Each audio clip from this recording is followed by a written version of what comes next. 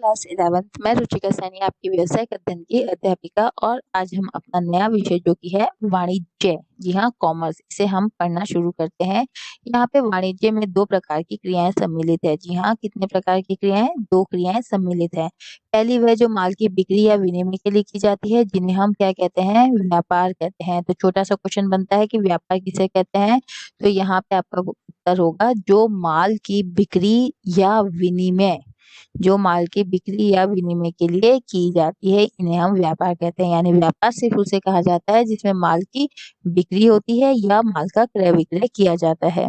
दूसरी वह विभिन्न सेवाएं होती है जो व्यापार में सहायक होती है। जी हाँ, और दूसरी जितनी भी व्यापार में सहायक क्रियाएं हैं, जैसे आपका बैंक है, बीमा है, परिवहन है, संचार है, ये सब आपकी व्यापार में सहायक क्रियाएं हैं। इन्हें सेवाएं या व्यापार सहायक क्रियाएं कहते हैं। यहाँ पे उदाहरण आपको दे दिए गए हैं। उदाहरण है आपके यहाँ पे परिवहन, बैंकिंग, बीमा, दूरसंचार, विज्ञापन और पैकेजिंग एवं गोदाम की व्यवस्था। यहाँ इसी के साथ में वाणिज्य उत्पादक और उपभोक्ता के बीच की आवश्यक कड़ी का काम करता है। यहाँ पे जो आपका वाणिज्य है, ये उत्पादक यानी कि जिसने सामान बनाया है और उपभोक्ता जो कि सामान को लेना चाहता है, उसके बीच में क्रय विक्रय का कार्य करता है। यानी वाणिज्य उत्पादक और उपभोक्ता के बीच का कार्य करता है। इसमें वह सभी क्रियाएं सम्मिलित होती है जो वस्तु एवं सेवाओं के अबाध प्रवाह को बनाए रखने के लिए आवश्यक है। अबाध प्रवाह यानी बिना किसी रुकावट के। वाणिज्य को इस प्रकार से परिभाषित किया जा सकता है कि वह क्रियाएं हैं जो विनिमय में आने वाली बाधाओं को दूर करती है।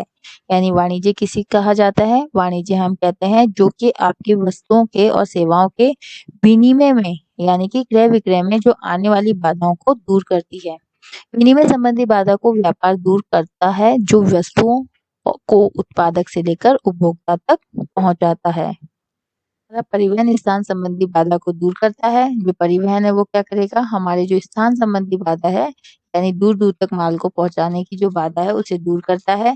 जो वस्तुओं को उत्पादन स्थल से बिक्री स्थल तक ले जाता है। संग्रहण एवं भंडारण, यहाँ पे जो हमारा वेयर हाउस वाला काम है, गोदाम वाला काम है, वो हमारे समय संबंधी रुकावट को दूर करता है। यानी हमें अगर आगे के समय के लिए माल चाहिए तो हम अभी उसे अपने माल को भंडार करके रख सकते हैं।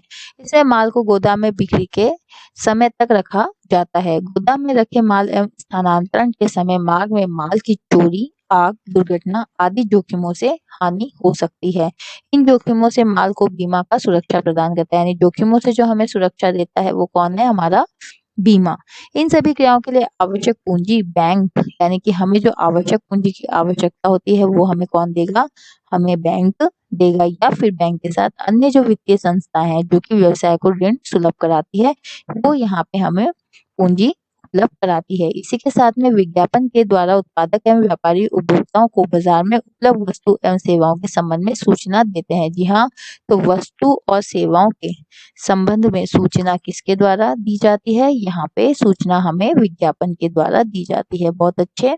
अतः वाणिज्य से अभिप्राय उन क्रियाओं से है जो वस्तु एवं सेवाओं के विनिमय में आने वाली व्यक्ति, स्थान, समय, वित्त एवं सूचना संबंधी बाधाओं को दूर करती है। तो हम वाणिज्य की परिभाषा में क्या लिख सकते हैं कि वाणिज्य का मतलब है ये उन सभी क्रियाओं को सम्मिलित करता है जो कि वस्तु और सेवाओं के विनिमय यानी कि क्रय विक्रय भी आप यहाँ पे लिख सकते हैं। विनिमय या क्रय विक्रय में यानी कि क्रय विक्रय में आने वाली जो बाधा है, जैसे व्यक्ति, स्थान, समय, वित्त एवं सूचना संबंधी जो भी बाधाएं हैं उन्हें दूर करता है। कौन? हमारा वाणिज्य। जी हाँ, इसके अलावा हमने देखा कि यहाँ पे व्यापार क्या है, तो चलिए हम व्यापार को थोड़ा और विस्तृत रूप में समझ लेते हैं। व्यापार के अंदर देखिए, व्यापार वाणिज्य का अनिवार्य अंग है। यानी कि यहाँ पे वाणिज्य और व्यापार एक दूसरे के अंग है।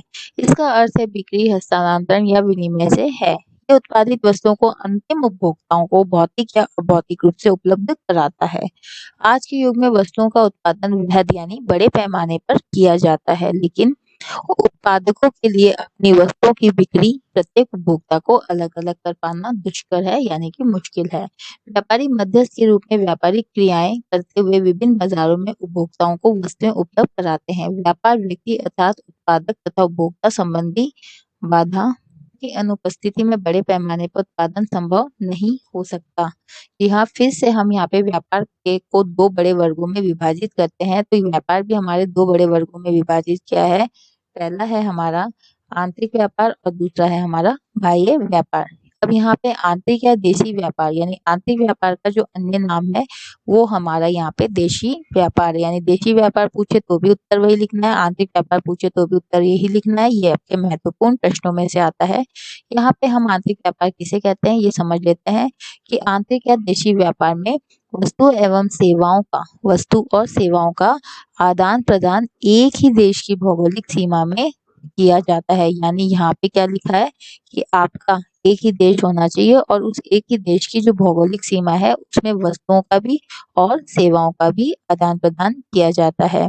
इसी के साथ में आगे है आपका थोक और फुटकर व्यापार में इसे विभाजित किया जाता है। यानी आपका जो आंतरिक व्यापार है उसे हमने आगे पुनः दो भागों में विभाजित कर दिया है और वो दो भाग है हमारे, पहला थोक और दूसरा फुटकर। यानी कि पहला हमारा है थोक और दूसरा है हमारा फुटकर।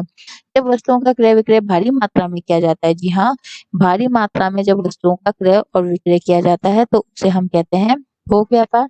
तथा जब वस्तुओं का क्रय और विक्रय अपेक्षाकृत कम मात्रा में किया जाता है तो उसे हम कहते हैं फुटकर व्यापार। तो ये आपके महत्वपूर्ण प्रश्नों में से बनता है कि पहले तो हमने व्यापार को दो भागों में विभाजित किया जो कि है आंतरिक व्यापार और दूसरा है बाह्य व्यापार। फिर हमने आंतरिक व्यापार को पुनः दो भागों में विभाजित किया जो कि है थोक फुटकर व्यापार और दूसरा हमारा है यहाँ पे थोक व्यापार और फुटकर व्यापार। अब यहाँ पे हमने इनके अर्थों को समझा। आंतरिक व्यापार कहते हैं जहाँ पे वस्तु और सेवाओं का आदान प्रदान एक ही देश की भौगोलिक सीमाओं के अंदर होता है। दूसरा हमने देखा थोक व्यापार किसे कहते हैं, जहाँ पे वस्तुओं का क्रय विक्रय भारी मात्रा में किया जाता है, ये हमारा कहलाता है थोक व्यापार। और फुटकर व्यापार कहा जाता है जहाँ पे वस्तुओं और सेवाओं का जो क्रय विक्रय है वो अपेक्षाकृत कम मात्रा में किया जाता है, वो हमें फुटकर व्यापार में शामिल करते हैं। इसी के साथ में जो दूसरा पार्ट है वो हमारा है बाह्य व्यापार का। इस बाह्य व्यापार को या तो हम बाह्य व्यापार कहते हैं या फिर हम विदेशी व्यापार भी इसे कहते हैं। अब इसके अर्थ को समझ लेते हैं। बाह्य विदेशी व्यापार में वस्तुओं और सेवाओं का जो आदान प्रदान है वो दो या फिर दो से अधिक देशों के व्यक्तियों या फिर संगठनों के मध्य किया जाता है। यदि वस्तुओं का क्रय दूसरे देश में किया जाता है तो उसे आयात व्यापार कहते हैं। अब यहाँ पे भी हमने जो हमारा बाह्य विदेशी व्यापार है, जैसे हमने आंतरिक व्यापार को थोक और फुटकर व्यापार में विभाजित किया था, इसी प्रकार हमने विदेशी व्यापार भागों में विभक्त किया है। एक है हमारा आयात व्यापार और दूसरा है हमारा निर्यात व्यापार और तीसरा है हमारा पुनः निर्यात या फिर आयात निर्यात व्यापार। तो चलिए एक एक करके हम इसकी परिभाषा देख लेते हैं। यदि वस्तुओं का क्रय दूसरे देश में किया जाता है तो इसे हम आयात व्यापार कहते हैं। तथा जब वस्तुओं का क्रय और विक्रय दूसरे देशों को तो बहुत डिस्टर्ब करती है यार, पता सारा दिमाग मेरा तेरे अंदर चले जाता है, मैं भूल जाती हूँ मैं पढ़ा क्या रही थी। इसलिए मैं ऊपर आई थी कि शांति से मैं वीडियो बना लूंगी, लेकिन तुम यहाँ पे भी घुसपैठ की तरह करते हो। ठीक है, क्या होता है? आप किसी चीज को सीरियस ही नहीं लेते हो, मतलब मजाक चल रही है क्या यहाँ पे? यदि वस्तुओं का क्रय दूसरे देश में यदि वस्तुओं का क्रय दूसरे देश से किया जाता है, यानी अगर हम दूसरे देश से वस्तुएं मंगा रहे हैं अपने देश में तो उसे हम आयात व्यापार कहते हैं। और जब वस्तुओं का विक्रय दूसरे देशों में किया जाता है, जब हम अपने देश से दूसरे देशों में वस्तुओं को बेच रहे हैं तो उसे हम निर्यात व्यापार कहते हैं। लेकिन जब वस्तुओं का आयात किसी अन्य देश को निर्यात करने के लिए किया जाता है तो उसे हम पुनः निर्यात या फिर आयात निर्यात व्यापार कहते हैं। यहाँ पे हम थोड़ा सा समझ लेते हैं कि मान के चलिए ये हमारा देश है, इस देश को हमने मान के चलिए ये हमारा इंडिया है, जिसे हमने यहाँ पे ए से संबोधित कर दिया। अब यहाँ पे अगर हमारे देश से अन्य देश में, यानी ये कोई अन्य देश है, वहां पे हमने अगर वस्तुएं भेजी है वहाँ पे हमने वस्तु भेजी है, तो ये हमारा कहलाता है निर्यात व्यापार। अब हम एक देश में या 2 देश में या कितने भी देशों में वस्तुओं को भेजेंगे तो वो हमारा निर्यात व्यापार में आएगा। लेकिन अगर अन्य देशों से वस्तुएँ हमारे देश में आ रही है, तो उसे हम कह देते हैं यहाँ पे आयात व्यापार। आयात आना और आ से आयात। अब यहाँ पे एक देश या फिर कोई 2 या 2 से अधिक देश शामिल हो गए। तो हमने अगर मान के चलिए एक देश से किसी वस्तु को आयात किया और उसे स्वयं उपभोग ना करके उसे दूसरे देश को यहाँ पे निर्यात कर दिया, तो ऐसे व्यापार को हम कहते हैं पुनः निर्यात या फिर आयात निर्यात व्यापार के नाम से कहा जाता है। उम्मीद करती हूँ आपको ये भाग अच्छे से समझ आया होगा। अगले भाग के लिए हम अपनी अगली वीडियो में मिलते हैं। तब तक के लिए धन्यवाद।